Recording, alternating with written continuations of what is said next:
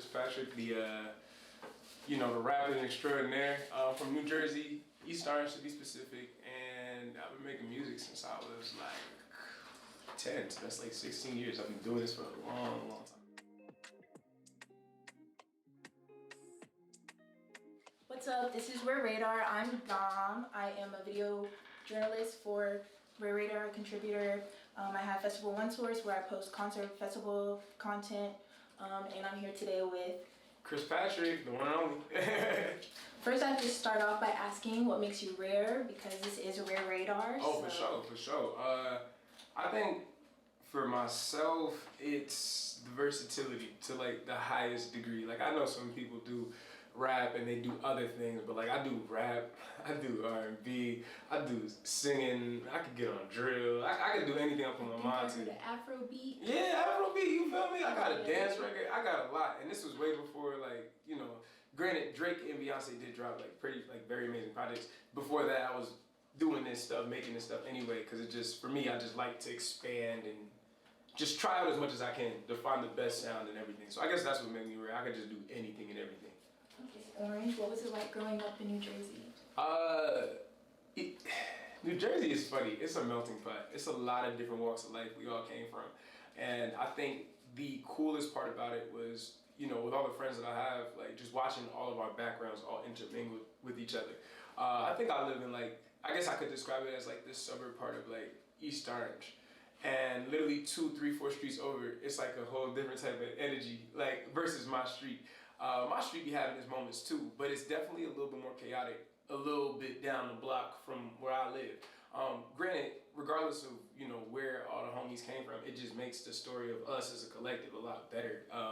Because you literally are like your brother's keeper. Like what your homie doing, his mannerisms are literally bleed into who you are as a person and vice versa. So what you find is from Jersey, you get a conglomerate of individuals all influenced by each other. Cause like honestly, your homies was really, that was your family essentially. So like we all are just like mixes and versions of each other.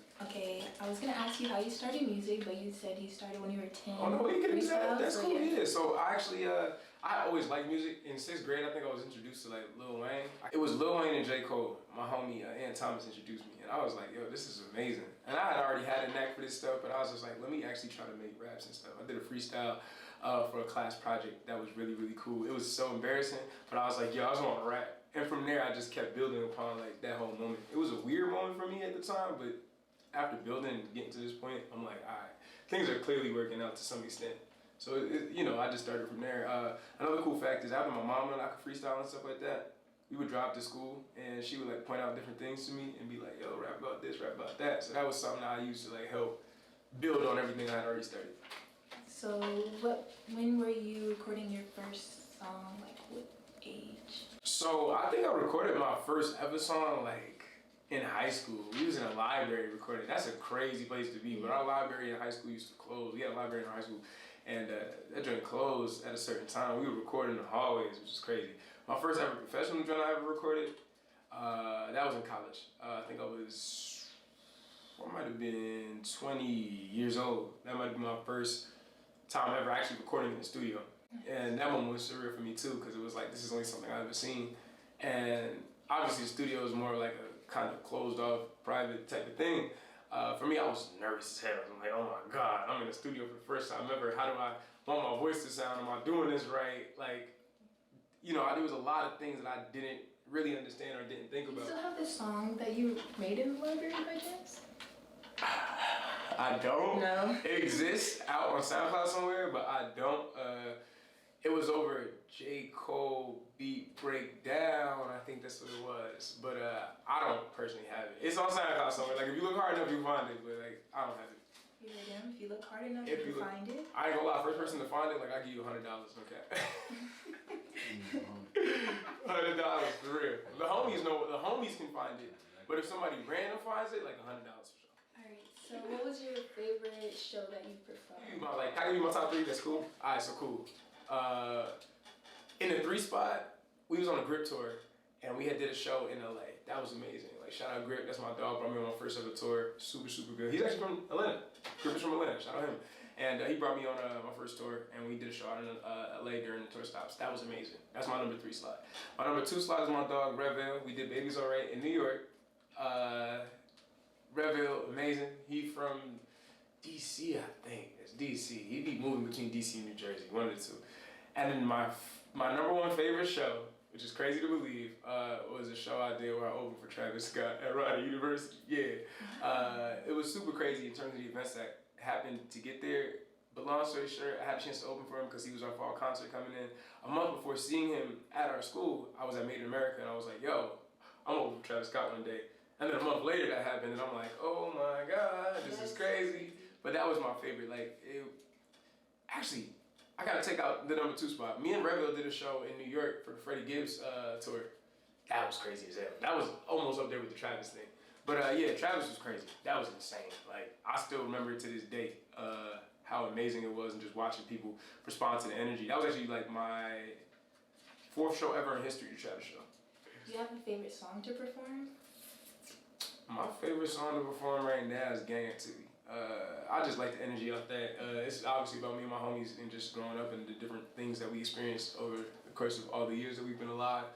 And it's just fire. Like, we come out to the Gang Activity and just the energy the crowd gives when things start turning up, it's so nuts. Like, it's one of those moments where it's like, I'm like controlling the field. Like, what I like about Travis a lot is how he just controls the energy. And Gang Activity, having started off like the shows with that, it's a really nice introduction to like, all right, y'all in my world now, we're gonna turn up through this whole thing. So that's really my favorite. I do think after the project drop, I'm gonna have a new favorite to perform. I know what it is, but like, I gotta see it live, and then I'll be able to determine like, all right, this is better than Gang Activity. Upcoming project coming out August 10th. For sure. XFiles, would you describe your writing process during creating the album? Yeah, so the writing process for me was kind of weird. It's the weirdest thing I've probably ever experienced. I write regularly, but this project was really special to me because I feel like I was unpacking a lot of things that I had never really talked about or dealt with as a person. And as I started to unpack new things and become self-aware who I was as a person, who I was trying to become, songs was just just popping up the sky, I swear to God. Like, I was like, okay, me being self-aware, perfect example, me being self-aware me being a toxic individual just birthed songs, and I'm like, holy crap, here we go, self-awareness. Gang Activity was cool because I think I was more so self-aware, obviously, to like just growing up around where like I was, and I was just like, okay, that was easy for me.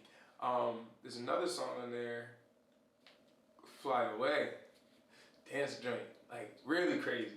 But that was just being self-aware of drugs. You know, it's just a lot of self-awareness. Like, I think the whole theme of the project is self-forgiveness in the retrospect of becoming aware of all the actions that I made, you know what I'm saying?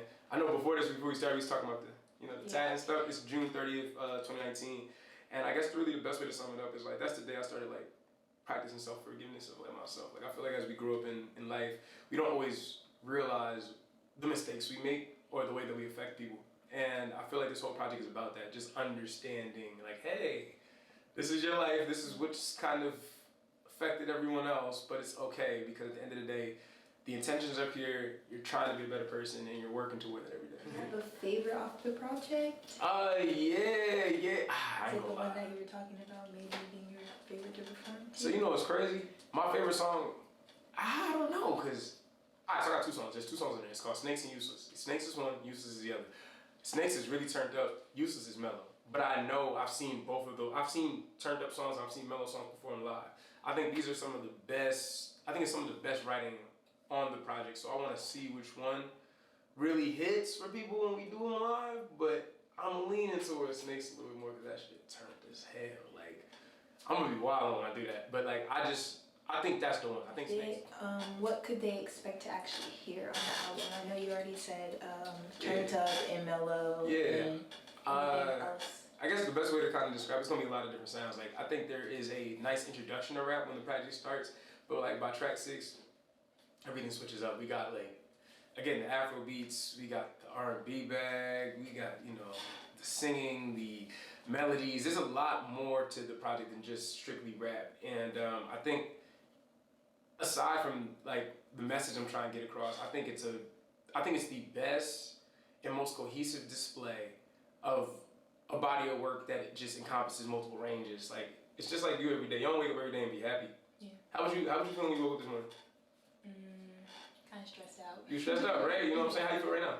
I'm fine now. Okay, so cool. You were stressed out and now you're fine. I feel like that's how the project works. Like as people, we're not just stressed an entire day. Sometimes we are, but we're not just stressed all the time. We're not just happy all the time. We're not just angry all the time. I feel like the project, because it has so many different sounds and it's different ranges, it's more so like a better explanation of the human experience. Like the best way to really sum it up is there's a wide range of emotions broadcasted over so many different sounds and just vibes that it just really feels completely whole as you listen to it. What style would you say is your most favorite to play with, like record?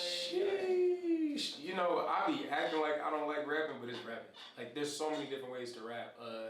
Off the top of my head, like I like the way I rap. I like the way the homie Saba rap. I like the way Jid rap. I like the way Kenny rap. I like the way Beyonce rap. Now that's 5 rappers, but everybody rap differently. You know what I'm saying? Like I think there's so many different ways to push flows in how you rap. I got a homie, he in New York right now. His name Al Doms. He rap off the wall. Like the way he rap is crazy as hell. And then other people kind of rap. It may not be as, because I think the way certain people rap is like it's very all over the place, but it's amazing. Some people aren't as acrobatic with their stuff, but it's still just as potent. So like I think it's rap. There's so many things you can do with it. I think we gotta keep pushing the boundaries on rap because it is getting a little stale with some people. But like if we continue to jump out the box, like Jid did some cool shit where he jumped out the box and did something that folks wasn't expecting. We gotta do more of that. If we do more of that, rap will be fun again. Who would you like to work with in the future? Alright. It's funny because I be getting asked this question. I'm gonna start with the ladies like I usually do. Doja Cat, Dochi, Alameda, Pink Panthers. I really love Pink Panthers. Flo Millie just popped up in cause my homegirl played me Flo Millie project. I'm like, alright, that's fire. Cleo Soul, she's from the UK. She's tough. Amalu, she's from the UK. I just named a bunch of women. I think the women really killing it right now. Like I just think that they're doing things that are so much more inspiring. To the point about rap being stale, I think the rappers, the guys are a little bit kind of cool and laid back, which is cool. But I like the expressive. I was an expressive person. I was not an expressive person growing up, but I've come to learn how to just like express myself, and that's what I like. I just like seeing people express themselves, and the women are killing it. For the fellas, there are some fellas who are killing it in terms of just expressing themselves. Kenny Mason, he's super amazing. Saba, dude is crazy as hell. My homie Fem in Chicago, Femdot, he's amazing. JID, obviously, he everywhere. I'm trying to think who else off the top of my mind that I really want to work with. Kitchenada. That's yeah. It's funny. I haven't said Kitchenada in some time, but Kitchenada's amazing. I'm trying to tap in over it. I love that you started off with naming the women first. Respect for that. Yeah, the women are killing it. Like I'm not gonna lie, Doja Cat right now. So I always have my all-time favorites, but then I have my current like who I really bump. That Planet Her project is it's my favorite project. It's a good project. Like I love that project. Like top to bottom, I'll be playing that regularly. I don't be playing that. I play that by myself. I don't gotta be around people playing. I play that with myself. Like, that jig is fire, and there's a lot to learn from just the way that she presents rap, and the fact that people don't think of her as a rapper shows that she's doing a really good job of what she's doing. Like she can rap. She's really good. Okay, so describe your writing and recording process. I like to be by myself because I was really good in English class. You know what I'm saying? I used to write all the time in English class because we had to. And I also ended up, funny enough that I remember this now, in high school, I took 4 years of Latin in 3 years. Latin is basically just words. And I just felt so in love with how you could understand the meaning of words and stuff that I stress over this stuff. So like a lot of times I'll take a lot of, like when I'm by myself, I take a lot of time writing because I'm really big on just making sure I'm getting across everything I gotta do accurately as possible. I don't want to say 1,000 words. I just want to get to the point. When I'm with people though, we be banging them out. So when I'm by myself, it's definitely a lot more intimate. I kind of like think out concepts. I try to move through the flow of things, and I'm like, all right, how does this line right here in the beginning tie into the one at the end, and vice versa. So I try to do that. But when I'm with the homies and we in the studio and we cooking up, I'm active. I'm just working. Like I try to work on stuff every single day, because as much as it is like what I love to do, is also a job in a sense. Like you got to treat it that way. It's not like a job to me, but you have to treat it that way. 9 to 5, the rapping, and then even after 9 to 5, you gotta keep it going. You know what I'm saying? It's a sport. So like for me, when it comes to writing, if I'm by myself, it takes some time. When I'm with everybody, it's a collaborative effort. Like we all writing quick. We all trying to beat the next man in the room. We just want to make the best product possible. wanted you to list a goal and something that you would say to people watching this video. Like a long-term goal or a short-term one? Both, I guess. I guess for the short term, it's I want to do more shows. I want to do way more shows. And I think for the long-term one, the goal eventually, I want to do a world tour. I want to do like the world tour and just like turn it up, like for real. I like performing a lot. I like making music, but I like performing and watching the energy of the music translate with the people. Like I think that is the most amazing thing in the world because it's like if you can, music is a collaborative experience on both sides. As a creator, you know, it's all of us. But then as the fans, like to see us all collaborating and mosh pitting and just crying together outside of the concert, it's amazing. Like it's a super amazing feel. So like my long-term goal, world tour. Put me on the world tour. I go crazy. I will go crazy. I might like, you know how all the problems in the world is going? Like if I do a world tour, I might be able to solve everything. World hunger, all that, diseases, I swear to God. I swear to God, my energy got crazy. You got that. Interesting, all of that. I love that. Oh, the message. Y'all need to make sure that y'all safe and careful because monkeypox is spreading. You know, that's very important. This is an ad from Chris Patrick. Like, I gotta really take care of yourself because that's spreading. But most importantly, if you have a dream, just be patient with yourself and just put all your work in that you can with this stuff. It doesn't always bloom the minute you plant the seed, but if you water it and you take your time and you just, you know, allow things to grow, you may not always know the direction in which you're growing, but as long as you're patient with yourself and you allow yourself to grow into something, you'll see a lot of your dreams come to life. Like no one actually knows where they're gonna end up in 5 years, but if you just keep working toward a general direction and you're like really focused and pinned on that, the world is literally yours. Yes, I love that.